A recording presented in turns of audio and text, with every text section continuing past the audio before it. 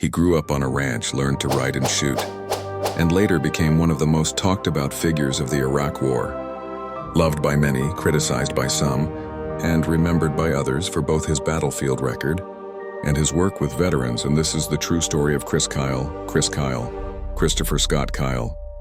Born April 8, 1974, died February 2, 2013.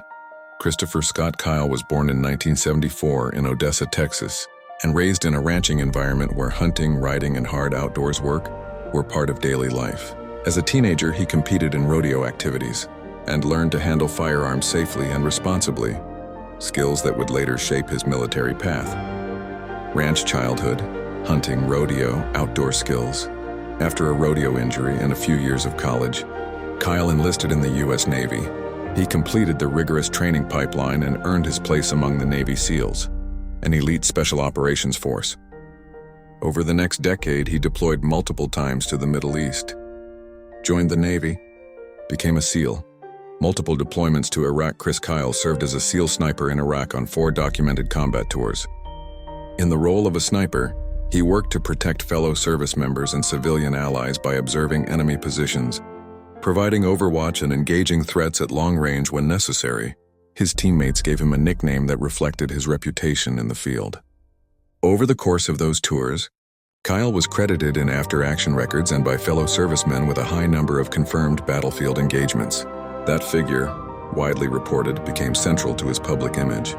Kyle credited with a large number of confirmed battlefield engagements during 4 Iraq tours, widely reported. It's important to talk about these numbers carefully. Military confirmed engagements follow specific verification rules, and different sources may report totals differently. Regardless of the exact tally, teammates and commanders described Kyle as an effective sniper whose actions were intended to protect others in dangerous urban and roadside environments. After military service, Kyle became a public figure, speaking at events, working with veterans, and participating in programs intended to help service members cope with combat trauma. He also co-wrote an account of his service that reached a wide audience, and later formed the basis of a major motion picture, a dramatized film that drew both praise and debate. After leaving active duty, Kyle focused much of his energy on veterans programs. He helped organize and lead outings and clinics that used shooting and outdoor activities as forms of peer support and therapy. Many veterans credit such programs with providing structure, community, and a non-clinical setting to talk about their experiences. Worked with veterans, outreach and therapy through shooting sports. On February 2, 2013, Chris Kyle and a close friend, Chad Littlefield, traveled to a private shooting range in Erath County, Texas, with a man they were attempting to help, a former Marine veteran named Eddie Ray Ruth. At the range, the three were setting up targets. In a sudden and tragic act, Ruth shot and killed both Kyle and Littlefield. Investigations and court proceedings followed. Prosecutors presented evidence that Ruth had carried out the killings, and the defense raised claims about Ruth's mental health. In 2015, a jury found Eddie Ray Ruth guilty of murder.